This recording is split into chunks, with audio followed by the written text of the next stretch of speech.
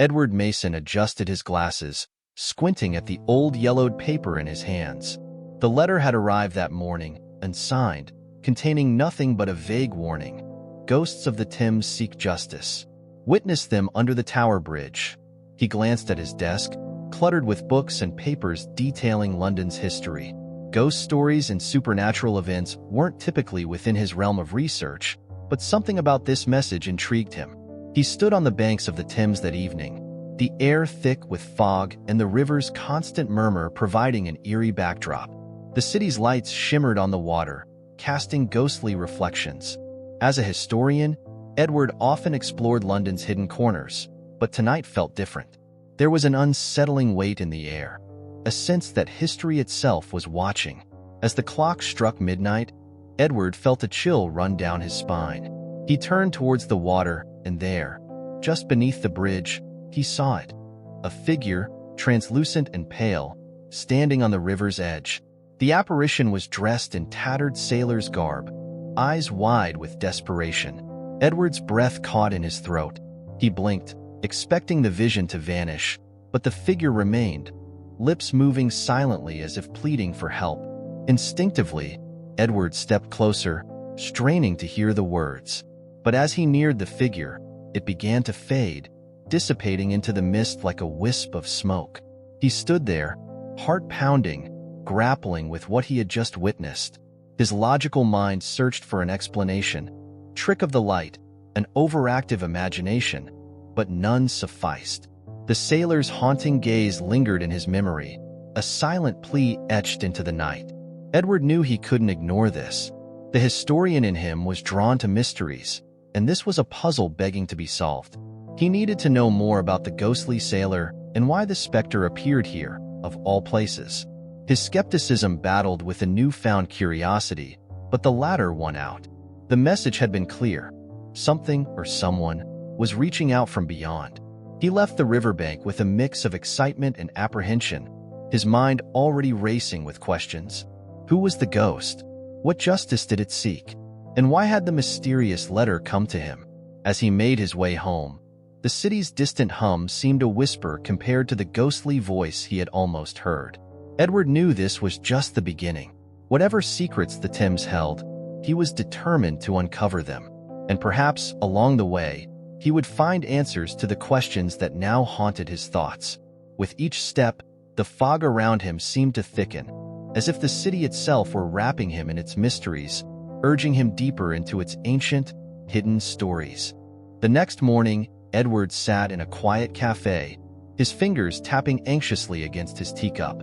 Across from him sat Sarah, a journalist known for her work on paranormal phenomena. She listened intently as Edward recounted his encounter with the ghostly sailor, her eyes widening with each detail. "So, you think this could be linked to historical events along the Thames?" Sarah asked, leaning forward with interest. Edward nodded, pulling out a worn map of London from his bag. He spread it across the table, pointing to various locations along the river. The Thames has a long history of serving as a dumping ground for bodies, particularly during the times of plague and public executions. If these spirits are seeking justice, they might be tied to unresolved events from those dark periods. Sarah's eyes gleamed with excitement. This could be the story of a lifetime.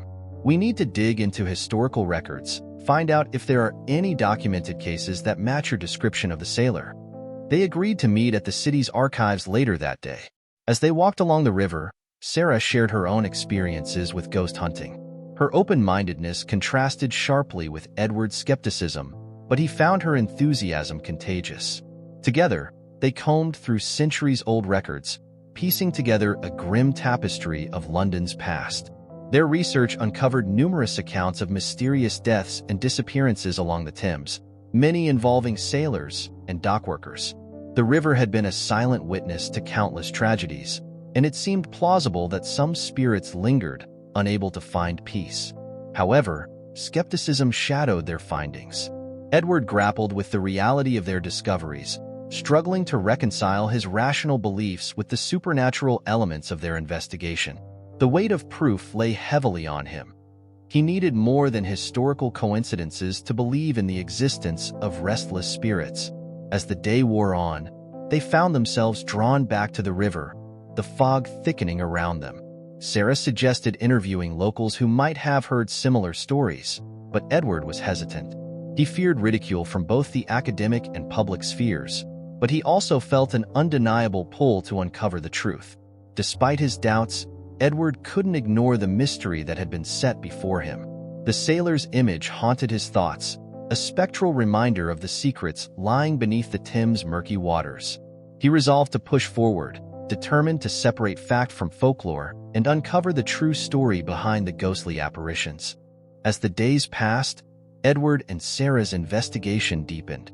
The more they uncovered, the more frequent and intense the ghostly encounters became. Edward began to see apparitions not only by the river, but also in the corners of his vision, fleeting shadows that vanished when he turned his head. The once clear boundary between the living and the dead seemed to blur, leaving him unsettled. One evening, as they stood near the Tower Bridge, Sarah excitedly pointed to a figure emerging from the mist. This time, it was a woman in tattered, old-fashioned clothing, her face pale and eyes hollow. She seemed to glide over the ground, her mouth moving in a silent scream. Edward felt a cold chill as he watched, unable to move or speak. "Did you see that?" Sarah whispered, her voice tinged with awe and fear. Edward nodded, his throat tight. The apparition faded as quickly as it had appeared, leaving them in an uneasy silence. It was clear that these were not mere tricks of the light or figments of imagination. Something was calling to them, seeking acknowledgement. Sarah decided to dig deeper, interviewing locals and experts on London's darker history. She spoke to dockworkers, historians, and even psychics, gathering stories of spectral sightings and unexplained phenomena along the Thames. The common thread was a sense of unfinished business, a lingering need for justice or recognition. Their research led them to Jonathan, a local folklore expert who had studied the legends of the Thames for years. He was an enigmatic figure, with a vast knowledge of London's hidden histories. When Edward and Sarah met him in a dimly lit pub, Jonathan was surprisingly candid. "You must be careful," he warned, his voice low and serious. "The spirits you are encountering are not just memories. They are bound by unresolved injustices. Disturbing them could have dire consequences." Edward felt a shiver run down his spine. Jonathan's warning echoed his own fears. What if their investigation was provoking these spirits, bringing more unrest than peace? Yet, he couldn't turn away from the mystery, compelled by a sense of duty to uncover the truth. As they left the pub, Edward and Sarah discussed their next steps. The stories were becoming more vivid, more real, as if the past were reaching out to them, demanding to be heard. Despite the dangers, they agreed to continue. They needed to find the link between the spirits and the dark events of London's history, even if it meant facing the ghosts themselves. The deeper Edward and Sarah delved into their investigation, the more the line between the past and present blurred. Edward spent long hours at the archives, sifting through old records and personal accounts, while Sarah pursued leads from her interviews. The pieces of the puzzle began to form a disturbing picture. The apparitions they had seen were all victims of untimely, often violent deaths. Edward's breakthrough came when he stumbled upon a collection of letters and diaries from the 18th century describing the execution of a sailor accused of theft. The sailor, who bore a striking resemblance to the ghost Edward had first seen, was hanged by the river and cursed the city with his dying breath, vowing to haunt the Thames until justice was served. Jonathan's warnings took on new weight as Edward and Sarah pieced together the stories of other spirits, all bound to the river by curses or unfinished business. These were not random hauntings, but a collective cry for acknowledgement and justice. The realization hit Edward like a cold wave. These spirits were trapped, and their unrest was growing more palpable with each passing day. As the hauntings intensified, becoming more aggressive and frequent, the city began to take notice. Reports of ghostly sightings surged, accompanied by unexplained chills and disturbances. The public's curiosity turned to fear, and Edward found himself at the center of a growing controversy. Media outlets speculated wildly, from natural phenomena to elaborate hoaxes. Amid the chaos, Jonathan's true motives emerged. He had known about the curse and its implications but had chosen to keep it hidden, fearing the truth would incite panic and disrupt the city's fragile peace. His betrayal stung, leaving Edward and Sarah to question their trust in him. Jonathan confronted Edward, urging him to abandon the investigation. "Some things are better left buried," he insisted, his eyes shadowed with fear and guilt. "Revealing the truth will only bring more unrest." But Edward couldn't turn back. The spirit's pleas echoed in his mind, their faces a constant reminder of his duty as a historian to unearth the past, no matter how unsettling. The apparitions were not just seeking acknowledgement. They needed the curse to be broken. Edward and Sarah realized that to help these spirits, they had to publicly acknowledge the injustices they had suffered, a task that would challenge both their beliefs and their resolve. The revelation of the curse and the spirit's demands for justice sparked a frenzy across London. Media outlets latched onto the story, sensationalizing every detail. The once quiet and obscure matter of ghostly sightings along the Thames became a citywide spectacle. Headlines screamed of haunted waters and cursed history, stoking public fear and fascination. Edward and Sarah found themselves in the eye of the storm. They were inundated with interview requests, inquiries from paranormal investigators, and even offers from reality TV producers eager to capitalize on the ghostly phenomena. The city's authorities were less enthusiastic, worried about public panic and the potential for unrest. As Edward navigated the media chaos, he faced a profound internal conflict. He had always approached history with a scientific, dispassionate eye, but now he was confronted with a reality that defied easy explanation. His belief in objective truth was shaken by the undeniable presence of the supernatural, forcing him to reconsider the nature of history itself. Sarah, ever the pragmatist, urged Edward to embrace the moment. "This is our chance to do something meaningful," she argued. "We can give these spirits the acknowledgement they need and maybe help them find peace." But Edward hesitated. The responsibility weighed heavily on him. Acknowledging the curse and the spirit's demands could mean risking his professional reputation and credibility. It was a dangerous tightrope, balancing public expectation with the need for careful, respectful handling of the truth. Despite the risks, Edward felt a growing sense of urgency.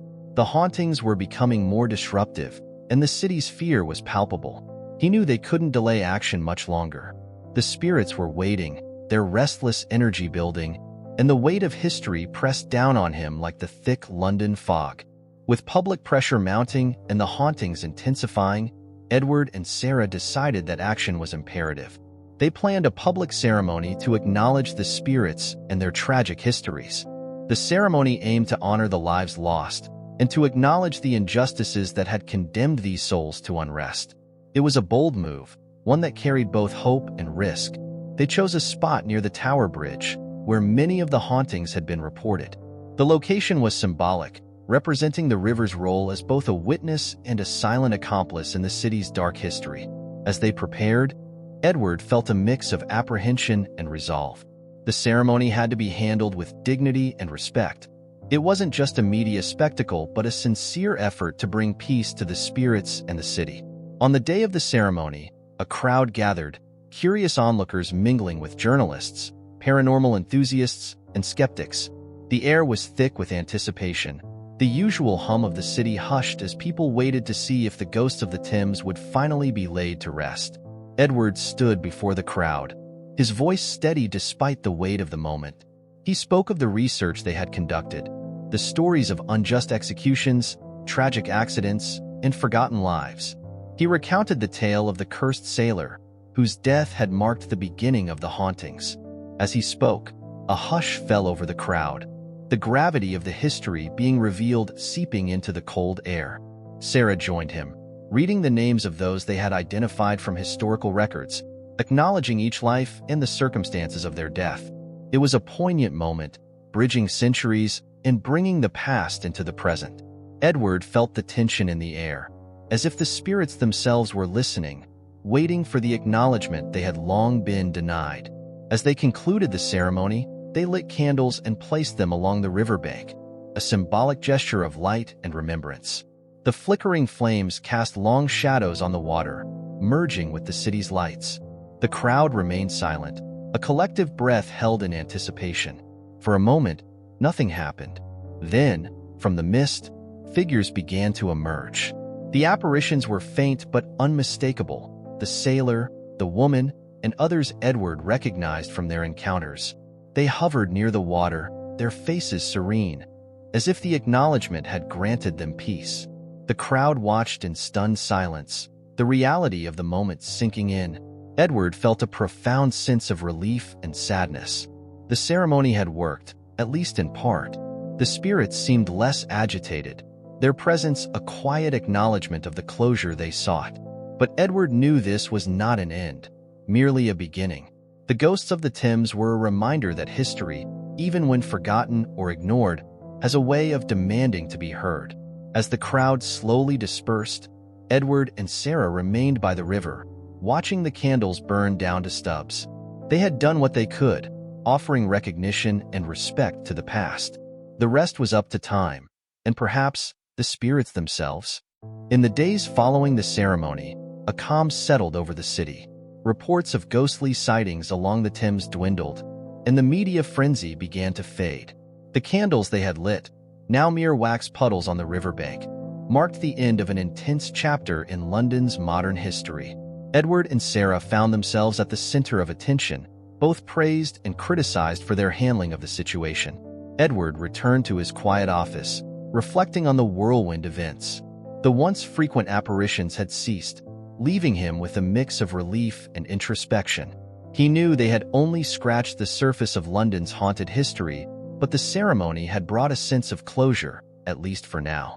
The experience had profoundly affected him, challenging his views on history, science, and the supernatural. Sarah, ever the journalist, continued to document their journey, writing articles that captured the human stories behind the hauntings. She focused not just on the sensational aspects, but on the broader implications of acknowledging and reconciling with the past. Her work highlighted the importance of remembering those who had been wronged, not just as a means of closure for the dead, but as a lesson for the living. Despite the quieter streets and the diminishing interest from the public, Edward and Sarah remained vigilant. They knew that the Thames, with its centuries of secrets, still held mysteries yet to be uncovered. The city might rest easier now, but history had a way of resurfacing, and they felt a responsibility to be prepared.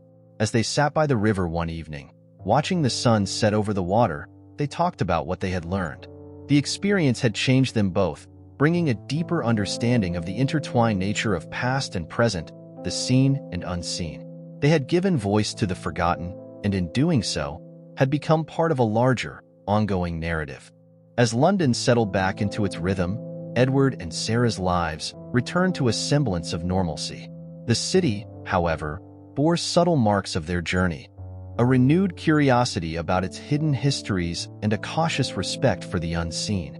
The media's attention had shifted, but the stories of the Thames ghosts left a lasting impact, encouraging people to reflect on the past with empathy and understanding. Edward felt a renewed purpose in his work. The experience had broadened his perspective, merging his passion for history with a newfound respect for the mysteries that defied simple explanation.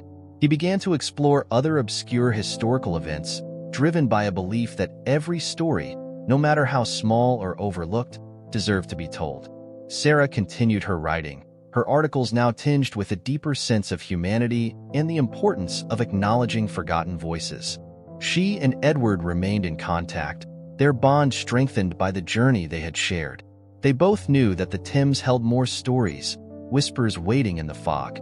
As they stood together on the riverbank one last time, the sun setting in a golden glow, they felt a quiet resolve. The ghosts of the Thames had been acknowledged, but London's history was vast and layered, filled with untold stories. They had become guardians of these stories, committed to bringing light to the shadows of the past, knowing that history, like the river, flows ever onward. If you enjoyed unraveling this, you're in for another spine-tingling tale. Click the video on your screen to discover more eerie stories from the Phantom Story Society, where history's darkest secrets come to life. Don't forget to like, subscribe, and turn on notifications so you never miss a new story. Until next time, stay curious and beware of the shadows.